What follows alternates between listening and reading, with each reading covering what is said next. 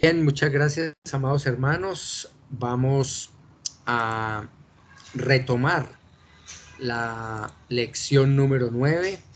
Les recuerdo que la semana pasada comenzamos con esta lección que se llama Convocar, no vender, y por qué trae las implicaciones de nuestro evangelismo.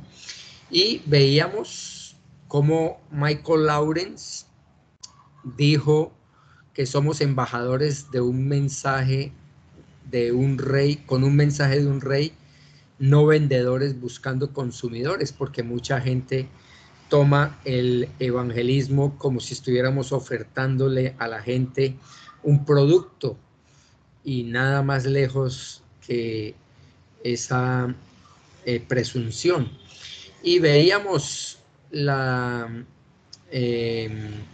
exposición escritural de 2 Corintios 4:2, de 2 Corintios 5:15 y de 2 Corintios 5:20 en su contexto, para mirar cómo debemos entender el evangelismo. Y una de las claras posiciones que debemos tener como creyentes es que no se trata de ofertar a un producto, sino de presentar al Señor de señores, al Rey de reyes y al Dios Todopoderoso en toda su dimensión, en toda su gloria, haciéndose un ser humano. El milagro más grande que pueda existir en todo el universo y en toda la historia es la humanización de un Dios todopoderoso. Y el segundo milagro más grande es poder salvar una raza caída, una raza humana perdida, a través de ese sacrificio. Así que expusimos esos pasajes y cerrábamos la lección la semana pasada, la primera parte de esta lección 9, cómo debemos comunicar ese evangelio en forma clara, porque el éxito del evangelismo, según 2 Corintios 4:2, es que no debemos usar ni manipular ni el ambiente, ni las palabras, mucho menos el mensaje, como para hacerlo adecuado a un grupo de jóvenes hoy en día o a un grupo de ancianos si estamos dirigiéndonos a ellos, o de niños. No, el evangelio es uno solo y se debe exponer. Podemos exponerlo de diferentes maneras, con diferentes palabras, de acuerdo a las circunstancias y a la audiencia, pero jamás, jamás sacrificar el mensaje. Así que no vamos a predicar Dios te ama, Jesús tiene un gran plan para ti. Yo aprendí a predicar el evangelio de esa manera equivocada, muy arminiana y muy humanista, tratando de agradar al oyente, cuando Dios no necesita eso. Por eso decía la lección, el corazón del evangelio es que Jesús murió y se levantó de los muertos como sustituto de los pecadores, apaciguando la ira de Dios y reconciliándonos con él.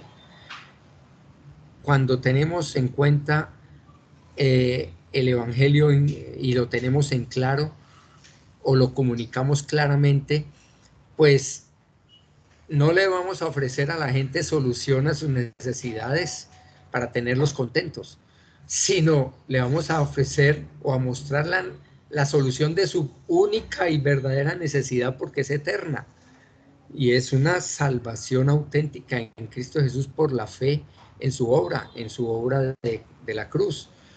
Así que el oyente debe estar expuesto a la palabra de Dios, expuesto al evangelio, porque el evangelio es el que tiene el poder de Dios para salvación. Y ahí habíamos quedado la semana pasada, comunicarlo claramente. Hoy vamos a retomar la segunda parte de esta lección y hay que comunicarlo honestamente. Esa comunicación o comunicamos el Evangelio honestamente cuando le decimos a las personas todo lo que implica el Evangelio. Y aquí está abordando el costo de seguir a Jesús. Ahí en este pasaje de 2 Corintios 5:15 que tienen anotados ustedes en sus lecciones, ya habíamos visto la semana pasada 2 Corintios 5:15, pero les recuerdo algunos detalles porque es interesante o es importante no perder el enfoque, no perder el hilo de lo que habíamos explicado la semana pasada, porque 2 Corintios 5:15 dice, y por todos murió para que los que viven ya no vivan para sí, sino para aquel que murió y resucitó por ellos. Es decir, este pasaje está comunicando no vivir, Él murió por nosotros para no vivir egoístamente para nosotros mismos, sino que ahora vamos a vivir es para el Señor, por la sencilla razón de lo que el contexto dice en el versículo 14, porque el amor de Cristo nos constriñe pensando que si uno murió por todos, luego todos murieron. Y el amor de Cristo nos constriñe, nos apremia, nos empuja, nos anima. Y decíamos la semana pasada que ese amor de Cristo tenía dos connotaciones. Puede ser, en este texto, puede referirse al amor que todos ustedes y yo y todos los creyentes y la iglesia en general y los creyentes a nivel histórico tenemos por Cristo, ese amor que tenemos por el Señor. O puede también referirse al amor que Cristo tiene por nosotros. Por deducción escritural, sabemos que se trata del mismo amor, porque yo ya les he explicado, amados hermanos, que el amor de Dios, el amor de Cristo, es el amor exclusivo, agapado de Él. Y yo no puedo darlo a nadie si Dios no me lo da a mí. Por eso, si se refiere al amor nuestro por Él o se refiere al amor de Cristo por nosotros, da lo mismo. No cambia en nada las circunstancias. Así que es el mismo amor agapao que recibimos de Cristo el que podemos dar a los demás. Si yo no utilizo, si yo no reflejo, si yo no practico el amor agapado, estaré dando es un amor fileo, un amor humano, un amor condicional, un amor limitado, imperfecto, pecaminoso muchas veces. Entonces, pues tristemente yo no voy a agapar a mis hermanos, mucho menos voy a agapar a Dios, si no es Cristo quien lo hace en mí. Y por eso ese exclusivo amor agapado es el que le pertenece al Señor.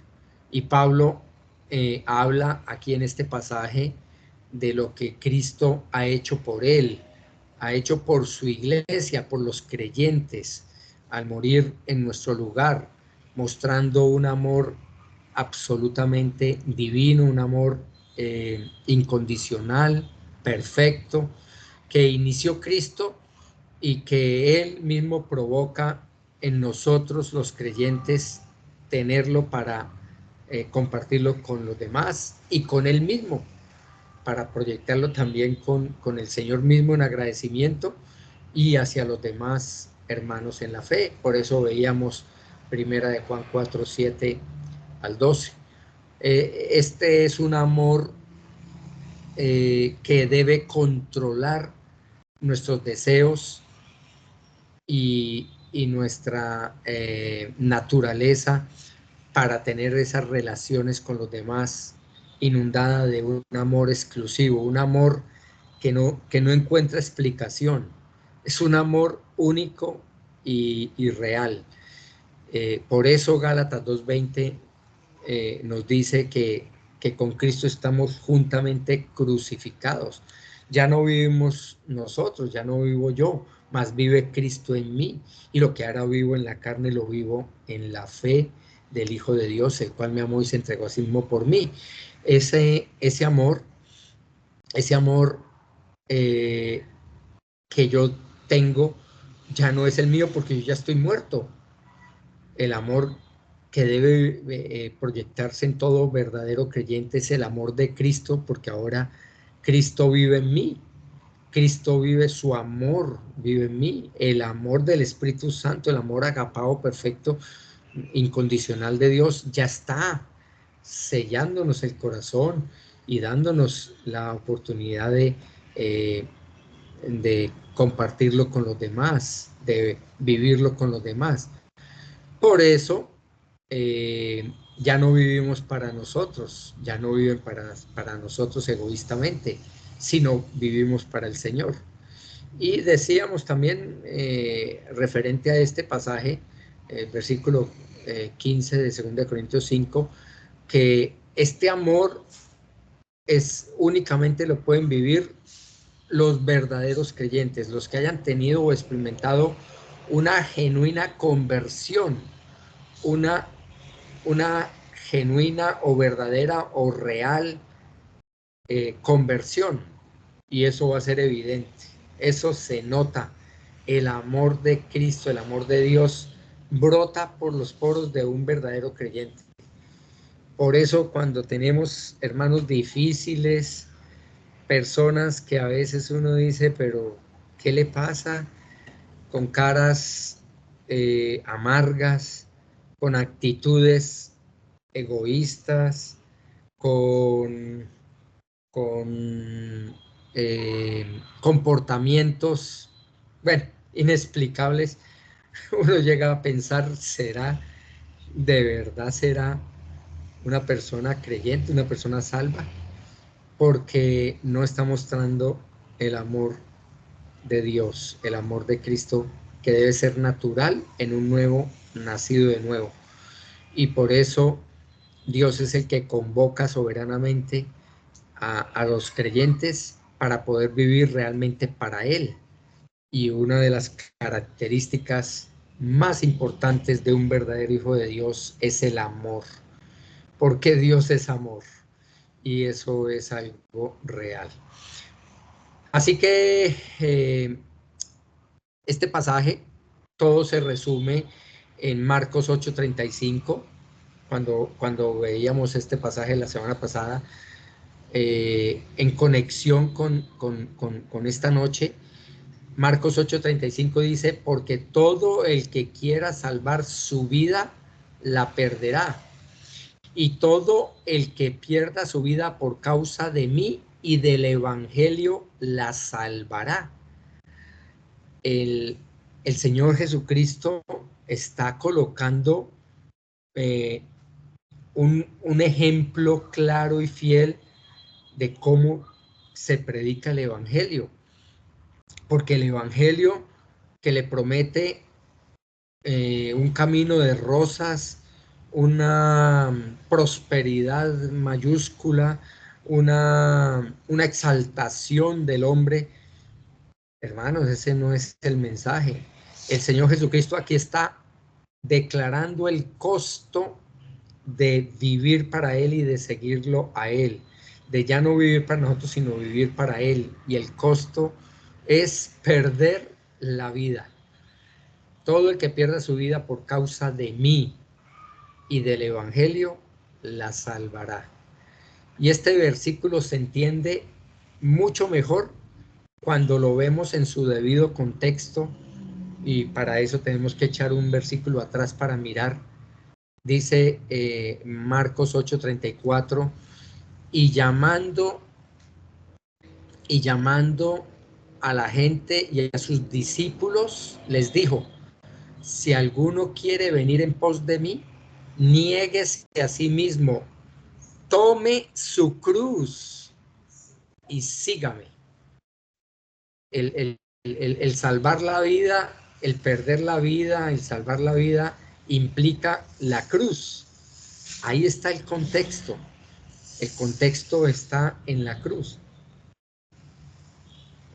Y cuando echamos atrás la parte histórica, en el contexto histórico, los presos y condenados del siglo I y de los siglos anteriores, cuando se practicó la crucifixión, tanto en Babilonia como en Roma o en el Imperio Romano, los presos o condenados tenían que llevar, los obligaban, por lo general tenían que llevar el madero donde iba a ser colgado, la cruz o el tronco donde iban a ser colgados también al sitio de la ejecución, ellos tenían que llevarlo como una penitencia.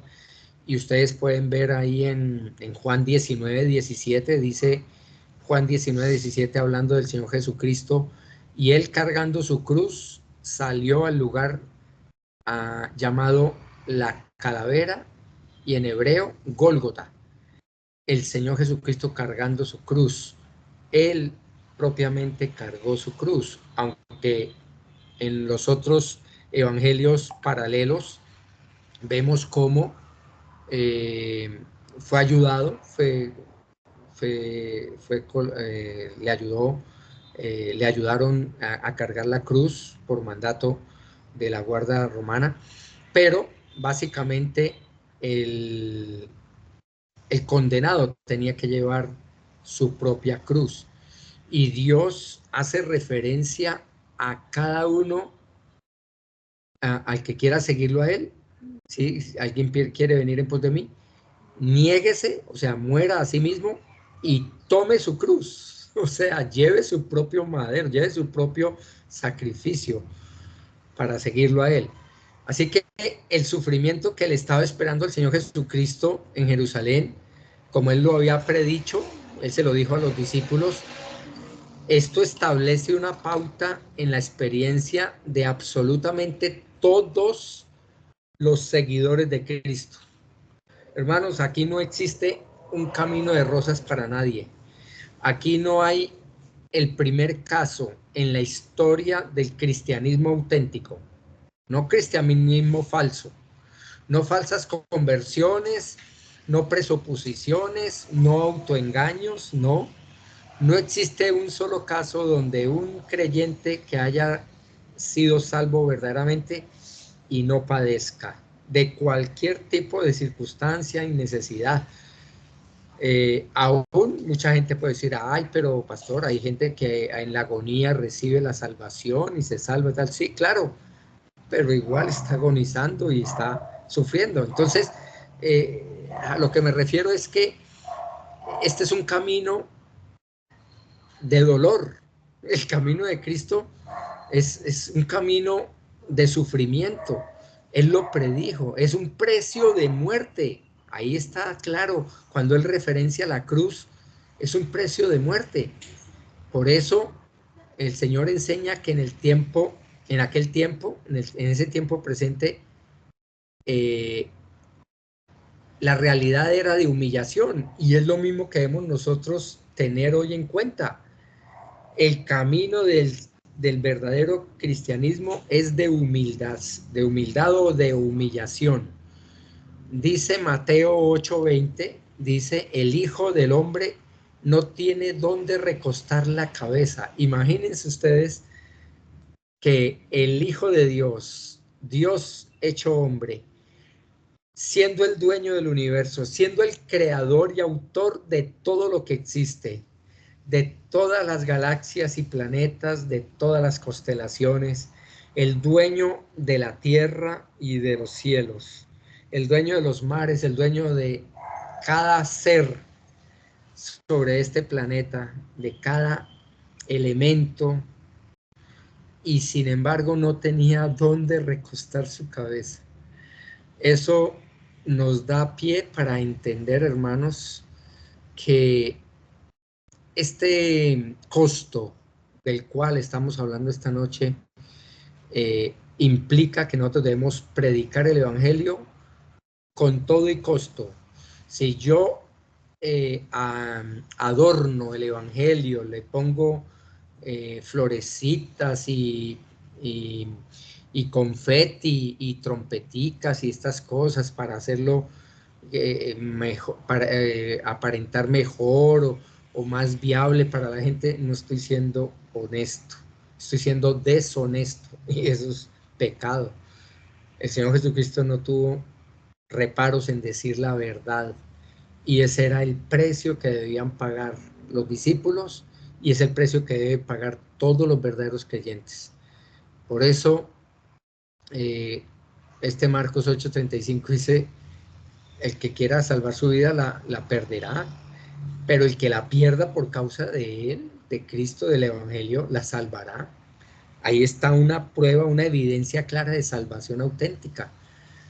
Esto nos lleva a concluir, hermanos, que perder la vida aquí, en esta vida física pasajera, en esta tierra, perder la vida en Cristo y por Cristo, en realidad es ganancia eterna.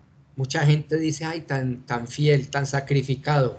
Ay, sacrificó la carrera artística, sacrificó el futuro, la prosperidad o lo que sea. Sacrificó los sueños, sacrificó tal cosa, tal. Hermanos, no es ningún sacrificio.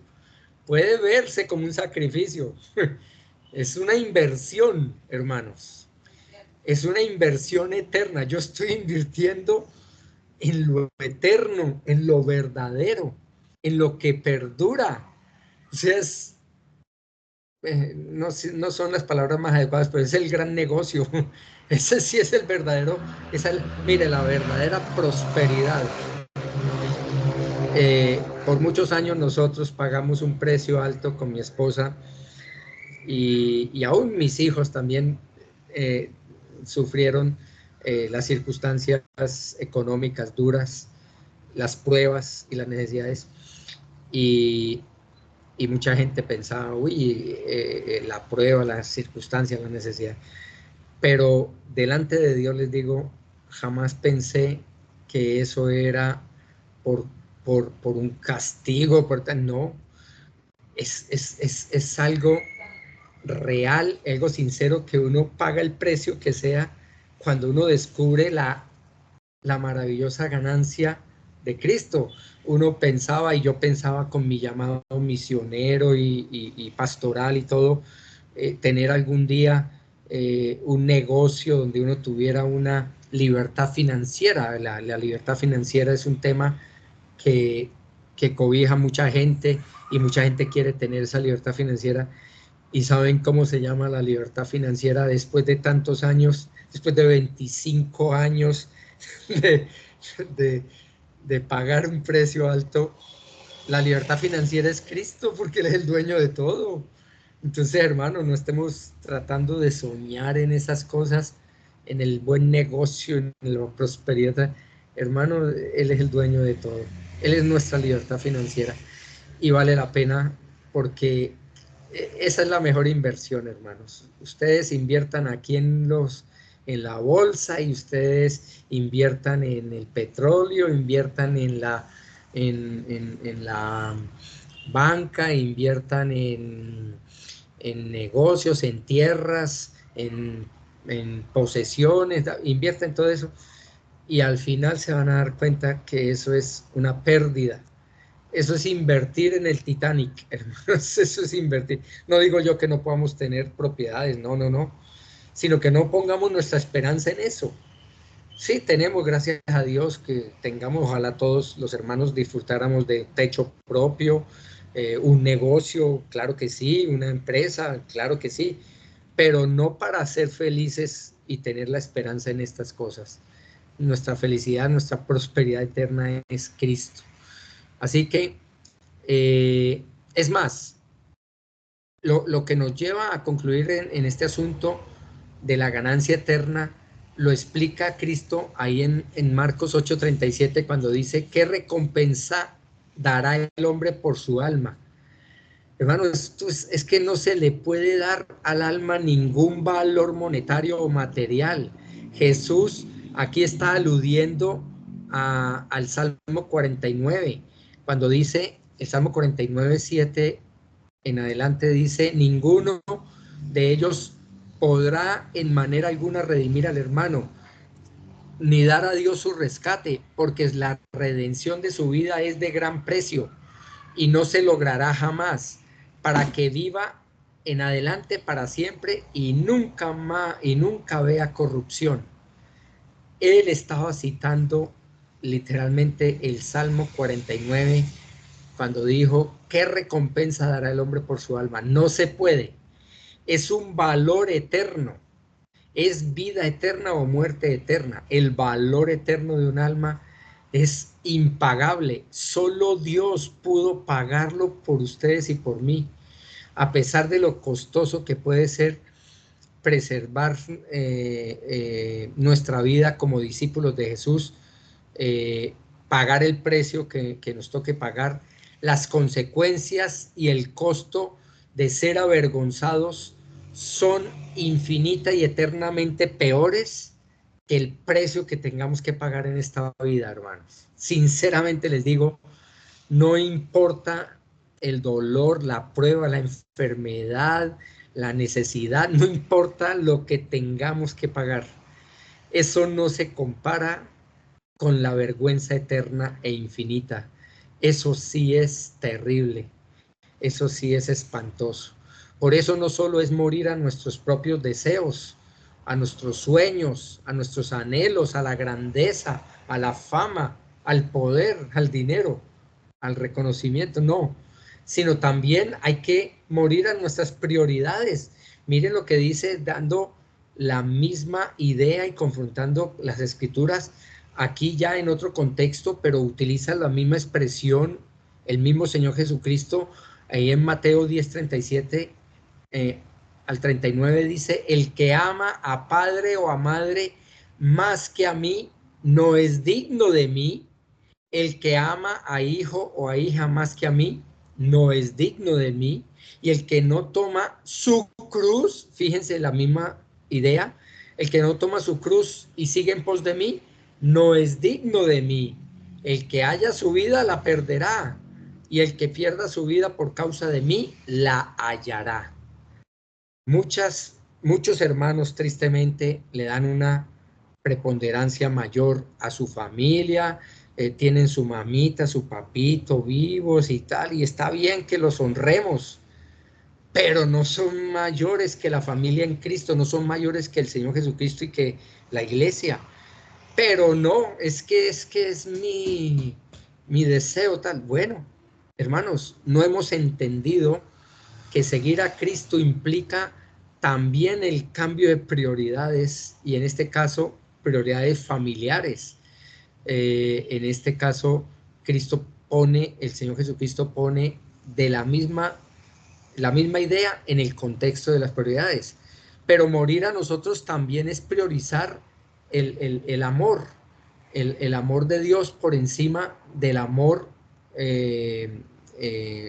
familiar, porque dice Mateo 10:37, lo que acabo de leer. Ahora, también en Lucas 17 utiliza la misma expresión. Lucas 17:31 al 33 dice, en aquel día, el que esté en la azotea y sus bienes en casa, no descienda a tomarlos, y el que en el campo, asimismo, no vuelva atrás. Acordaos de la mujer de Lot. Todo el que procure salvar su vida la perderá, y todo el que la pierda la salvará. Ahí está la misma expresión.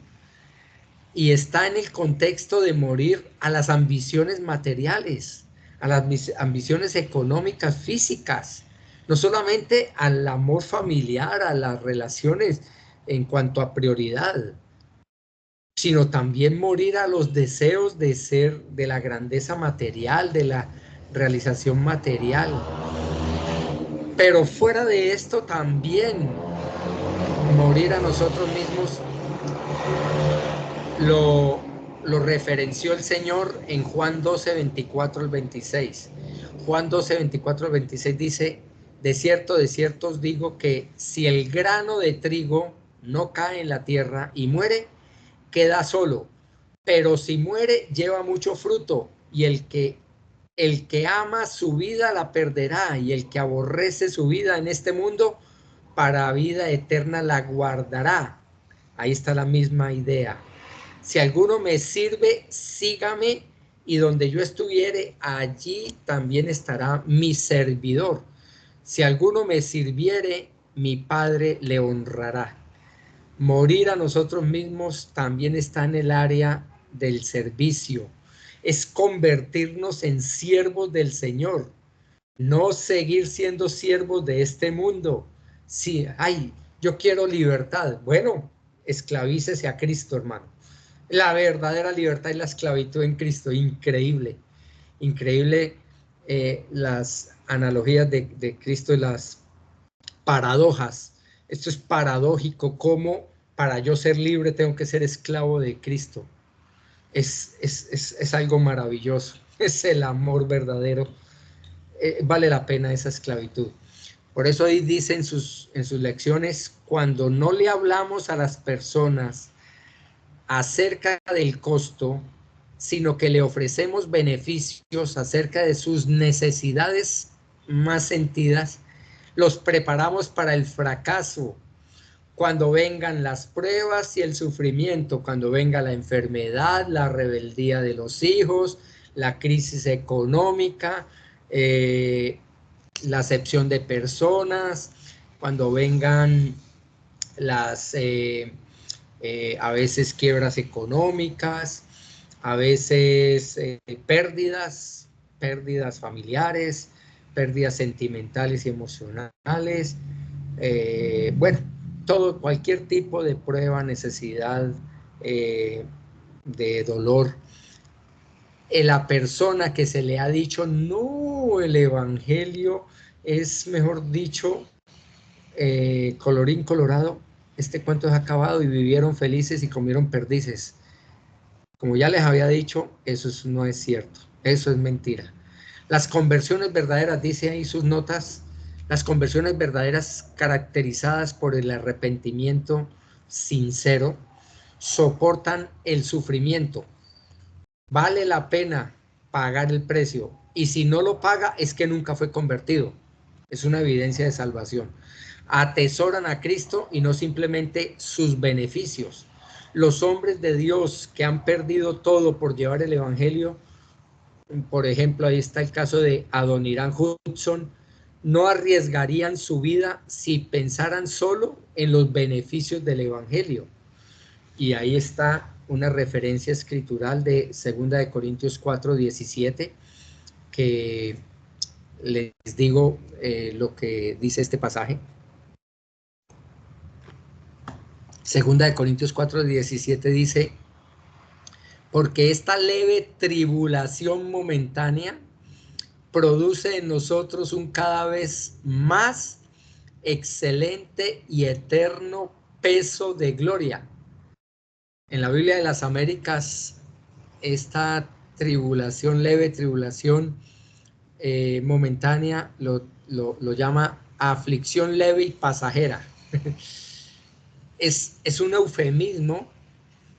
El modo de lenguaje es el eufemismo, porque Pablo está describiendo aquí como que es leve y pasajera, y sin embargo fueron terribles la lista de pruebas, de dolor, de encarcelamientos injustos, de azotes injustos, de acusaciones injustas, de persecuciones injustas, de hambres y necesidades injustas. Todo eso que padeció Pablo, la lista interminable, hermano, él dice eso es pasajero. Por eso es eufemismo, porque fueron terribles, pagaron el precio. Referenciemos al patriarca Job, ese dolor tan espantoso y terrible que tuvo que pagar. Bueno, esas son cosas que Pablo decía, eso son leve tribulación momentánea, eso es aflicción leve y pasajera.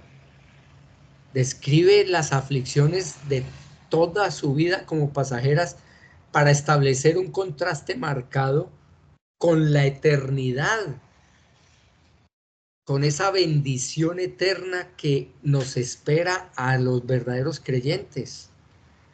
Y ustedes lo pueden encontrar ahí en Salmo 35, Isaías 54, 7, pero por tiempo no los cito, porque no acabamos entonces esta lección esta noche, pero asimismo Pablo caracteriza todas sus innumerables dificultades, tropiezos, ataques como leves, porque aunque pocos considerarían esta situación así, cuando nosotros reflexionamos en el peso de la gloria venidera, en realidad esto es leve, porque esto no tiene peso eterno. O sea que es leve el sufrimiento porque no va a tener una trascendencia eterna. En el cielo no va a haber dolor, o sea que en realidad suframos todo lo que podamos aquí si es necesario, por seguir a Cristo. Dios es soberano, pero con la esperanza de saber que en la eternidad no vamos a sufrir nada de esto. Entonces eso nos hace más leve la carga, nos suaviza más la forma de ver la vida.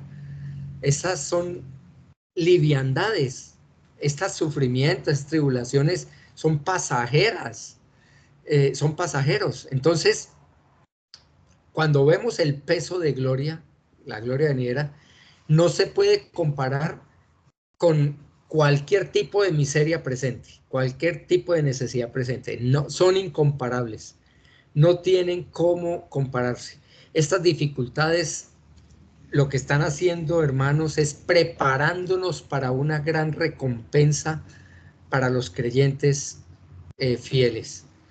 Nuestra fe y nuestra obediencia en el Señor, en medio del sufrimiento, la obediencia al Señor en medio del sufrimiento, a su palabra, son agradables delante de Dios, y Él va a valorar cada una de esas actitudes, cada una de esas circunstancias que Él nunca va a olvidar. Él mismo dice que estamos puestos para tribulación, pero el Señor recompensa. Romanos 8, 17 y 18 lo pueden consultar, por tiempo no lo puedo exponer.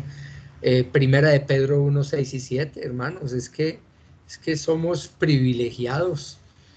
Y cuando aquí la palabra habla del eterno peso de gloria, dice 2 Corintios 4, 17, produce en nosotros, esta leve tribulación momentánea produce en nosotros un cada vez más excelente y eterno peso de gloria.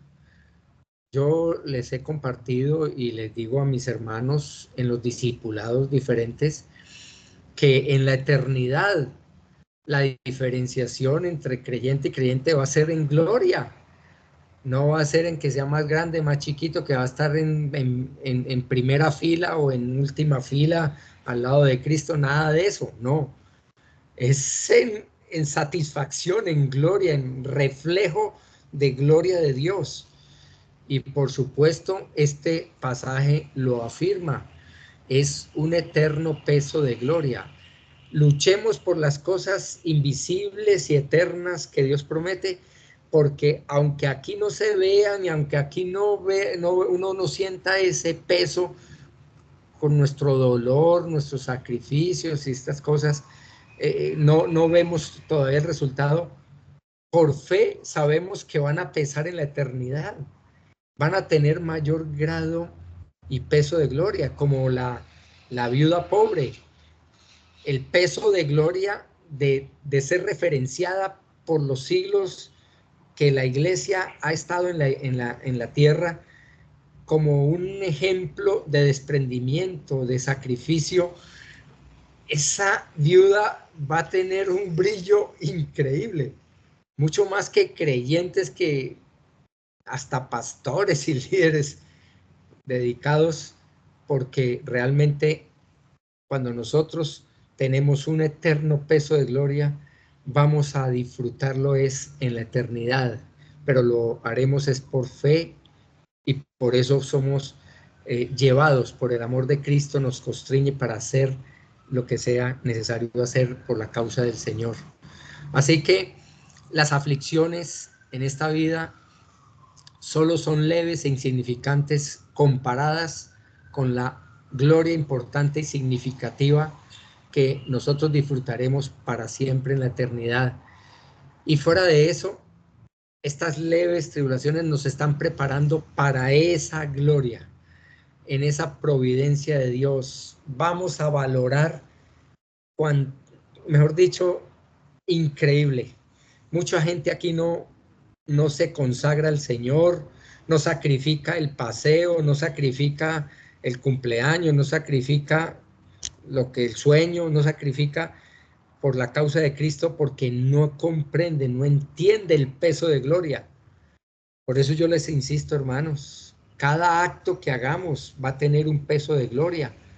Nuestro pecado va a dañar la comunión con Dios y perdemos gloria para el día de la gloria.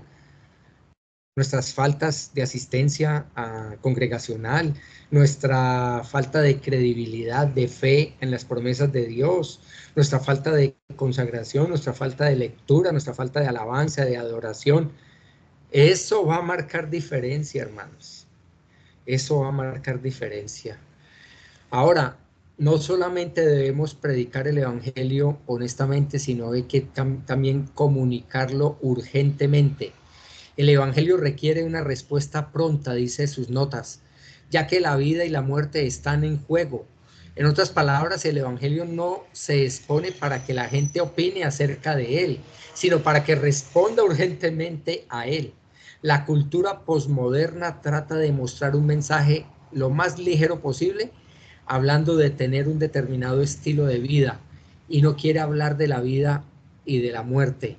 Sin embargo, cuando compartimos el evangelio debemos llamar al arrepentimiento y a aceptarlo y a creerlo urgentemente, ya que la vida es un vapor, dice Santiago. Por lo tanto, hoy es el día de escuchar la voz de Dios, y así es que debemos ver. Cada oportunidad que ustedes tengan de predicar el evangelio puede ser la última vez que esa persona escuche el evangelio en su vida. Uno no sabe qué va a pasar con esas almas, hermano. Y sabemos y confiamos en la soberanía de Dios, pero la soberanía de Dios dice que Él va a traer a la salvación a través del evangelio a esas almas escogidas. Y perder nosotros el privilegio de predicar el evangelio es demasiado triste. Dice Hebreos 4:7, otra vez determina un día, hoy, diciendo después de tanto tiempo por medio de David, como se dijo, si oyereis hoy su voz, no endurezcáis vuestros corazones. Y un pasaje paralelo ahí en 2 Corintios 6:2 que dice, porque dice, en tiempo aceptable te he oído, en día de salvación te he socorrido. He aquí ahora el tiempo aceptable, he aquí ahora el día de salvación, el día de la salvación. Hoy es el día. Ay, yo voy a predicarle al conjunto ahí donde yo vivo, pero cuando pueda y tal. Y tiene las personas ahí al lado, tiene las personas en el ascensor, tienen los celadores para poder compartirles, tienen los trabajadores, tienen los vecinos, pero no, lo posponemos para después. Hermanos, puede ser el último día de vida de esas personas, o el último día de vida nuestro, uno no sabe. El día es hoy. Por eso debemos predicar o comunicar el evangelio urgentemente, urgentemente. Es hoy. Y finalmente debemos comunicarlo confiadamente, confiadamente. Y aquí es muy interesante o muy importante entender que lo que dice las notas, el mensaje del evangelio es poderoso y no necesita nuestra ayuda. Podemos predicarlo con toda confianza. Pablo sabe que no todos los que escuchan su mensaje, el mensaje de Cristo, se convertirían en cristianos. Pablo lo sabía a través del Espíritu Santo. Sin embargo, ¿la culpa es el método o es el mensaje? No, ninguno. El problema es la ceguera espiritual de los incrédulos. Ese es el problema. Y por eso es tan importante contextualizar 2 Corintios 4:4. Yo hice el estudio, yo ya les he comentado de este estudio. Bueno, el 3 y 4 dice, pero si nuestro evangelio está aún encubierto, entre los que se pierden está encubierto. Está determinando que el evangelio se predica entre gente que se pierde. Nuestro evangelio está encubierto en aquellos que se pierden. Para ellos ese evangelio está encubierto.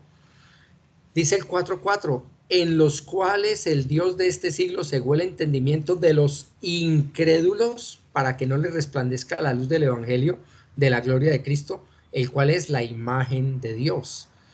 Yo ya les he explicado suficientemente que el Dios de este siglo es el Dios verdadero, que la Reina Valera y otras versiones, las Américas y otras versiones hayan puesto Dios con D minúscula, es problema de los editores, porque en el original no hay diferenciación y hay 6 versiones escriturales donde está con D mayúscula porque es el Dios verdadero, el único que tiene poder de cegar el entendimiento de una persona es Dios. Satanás no tiene ese poder. Por eso el contexto es que él ciega el entendimiento de la gente incrédula, de la gente que no cree, de la gente que rechaza de plano la luz de Cristo, la luz del evangelio, que rechaza la palabra de Dios, porque Dios mismo se encarga de disciplinar a esa persona incrédula, y pues qué más que la justa ira de Dios en un lago de fuego eterno un día. Por eso el pecado y la corrupción de los corazones humanos nos impiden ver la verdad. Sin embargo, ¿cómo logra Pablo entonces superar esta ceguera? Seguramente se inventa un nuevo método o un nuevo mensaje. No, no. Ahí está en 2 Corintios 4, 5 al 7 dice, porque no nos predicamos a nosotros mismos, sino a Jesucristo como Señor, y a nosotros como vuestros siervos por amor de Jesús, porque Dios que mandó que de las tinieblas resplandeciese la luz, es el que resplandeció en nuestros corazones para iluminación del conocimiento de la gloria de Dios en la faz de Jesucristo. Dios actuó en nosotros para ver la gloria de Dios en Cristo Jesús, en su salvación, en su sacrificio, en su evangelio. Dice el 7, pero tenemos este tesoro en vasos de barro. Somos nosotros, barro, para que la excelencia del poder sea de Dios y no de nosotros. Hermanos, yo por años sufrí cuando la gente rechazaba el evangelio y yo decía, algo me faltó, no le dije tal cosa, se me olvidó tal otra, tal. Y yo había predicado completo el evangelio y lo había repetido y lo había dicho de 1000 maneras y todo, pero yo pensaba que es que no había hecho la tarea fielmente, porque ignoraba. En la teología reformada nos abre el entendimiento para entender la soberanía plena de Dios en la salvación del hombre. Es Dios el que hace resplandecer, el que endurece el corazón o el que ablanda el corazón. Es Dios. No hay otra manera de entenderlo como lo dice la Escritura. Por eso, Pablo no tenía que cambiar ningún método en nada. Dice, no nos predicamos a nosotros mismos. El asunto crucial aquí no es si las personas aceptan o rechazan a Pablo, no, o si me rechazan a mí o me aceptan a mí, no. Es cómo le responden a Cristo. Por eso encarguémonos de predicar a Cristo y su gloria a través del Evangelio. Por eso al parecer los opositores de Pablo en esa época estaban pensando en sí mismos y lo que hicieron es opacar la gloria de Cristo con su propio orgullo, y eso es lo que hace un incrédulo, y por eso Dios resiste al soberbio, porque su orgullo opaca la gloria de Dios en el evangelio. Entonces cree que su propio método, su propia bondad, su propia obra, sus propias obras lo van a salvar. Y una razón para no predicarnos a nosotros mismos es que solo Dios es el que da vida espiritual. Y por eso dice que para que no le resplandezca la luz del Evangelio. Pero Él cuando lo hace, cuando es Dios, Dios que mandó de que las tinieblas resplandeciese la luz, es el que resplandeció en nuestros corazones. Entonces ese resplandor de la luz de la gloria de Cristo, parte de la iniciativa soberana de Dios. Y esa soberanía es necesaria, es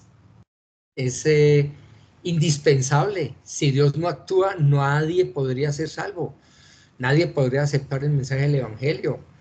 Por eso, así como la palabra de Dios fue la que creó todo originalmente, Dios trajo en esa creación, ahí en Génesis 1, ustedes pueden leer el 2 y el 3, cómo esa palabra de Dios trajo a la existencia la luz donde no la había.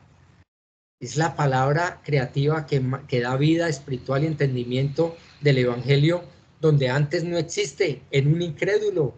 Y Dios es el que crea una nueva, hace una nueva criatura. Y tiene que ver con la gloria de Dios, por supuesto. En el Antiguo Testamento, la gloria de Dios era la luz resplandeciente que rodeaba la presencia de Dios. Su presencia es gloriosa. Y esto dirigió al pueblo en su salida. Recuerdan Éxodo 13, ahí está la columna de